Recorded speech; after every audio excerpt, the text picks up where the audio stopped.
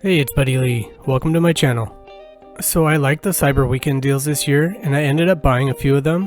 One of the deals that I bought was from the Cyber Weekend store that had the 6-star 2-3 rank up gem crystal, and I happened to pull a 2-3 tech gem, which was perfect for Penny Parker as I was already planning on taking her to rank 3.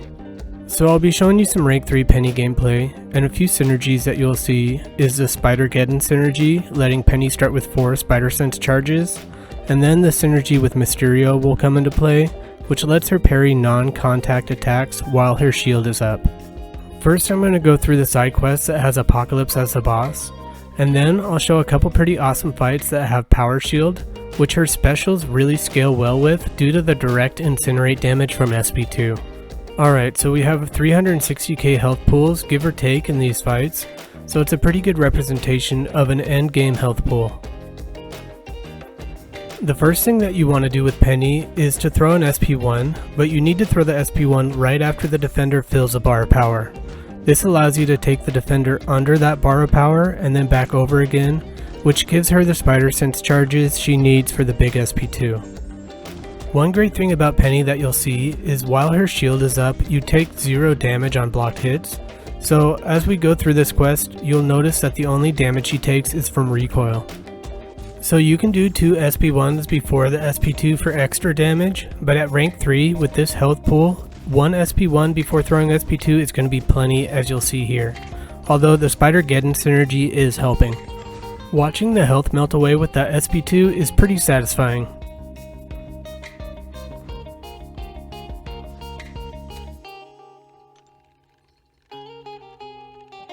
Now against this Professor X, we'll be seeing this synergy with Mysterio, allowing Penny to parry non-contact attacks.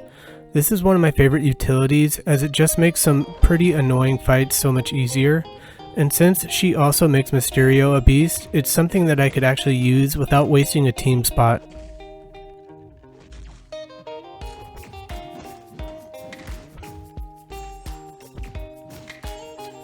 So we're doing the same cycle with an SP1 followed by an SP2, and we're just going to melt this Professor X.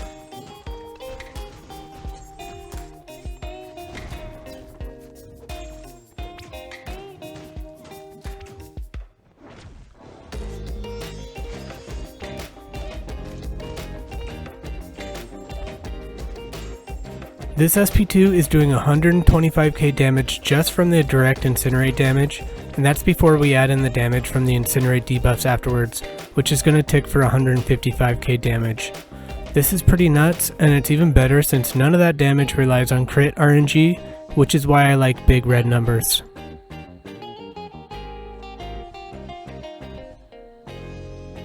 This Weapon X has 374k health, and he's also going to be healing a ton throughout the fight, so we'll actually have way more health than that.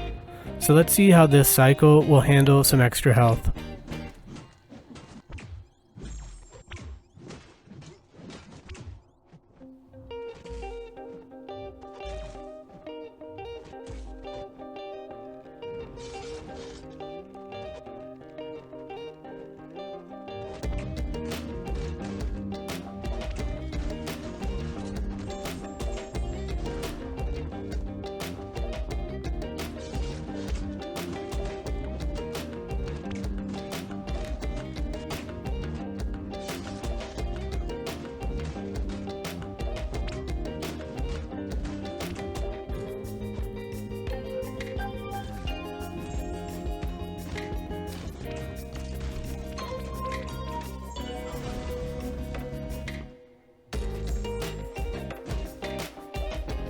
We were so close, but Weapon X still has 2% health after the incinerates wear off.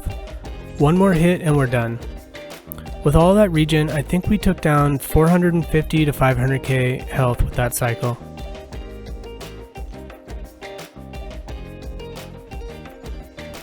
Now for this APOC, he's a bit smaller health pool, but I like Penny for fighting APOC because she's poison immune, and she can also block several of his SP1 hits, taking 0 damage before her shield will go down.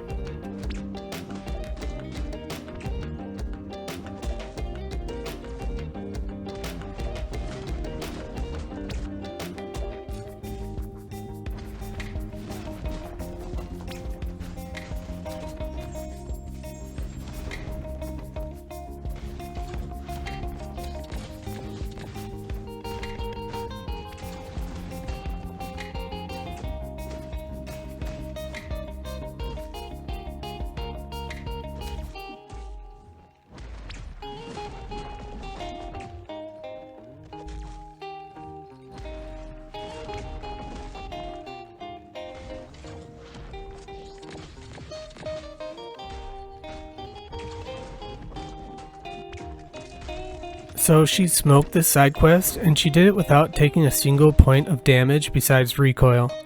She does suffer a little from running suicides, but not too bad, and her damage scales so well because of what I mentioned with her getting damage from red numbers instead of crits. Now let's look at these power shield fights from Act 6.4.1, and again, she's great for it because of the direct scaling of her damage.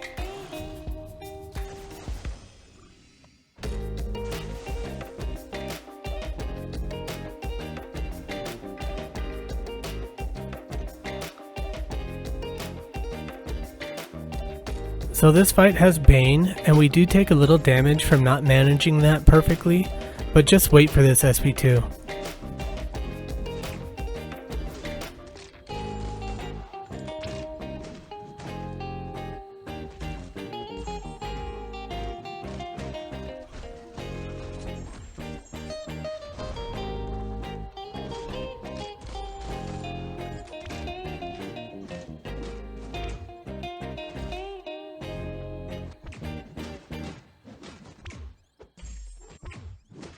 Alright, so that was 324k damage just from those red numbers, and we didn't even get to see how much damage the incinerates would have done. We'll do one more of these just because it's so much fun to see all that health disappear so quickly.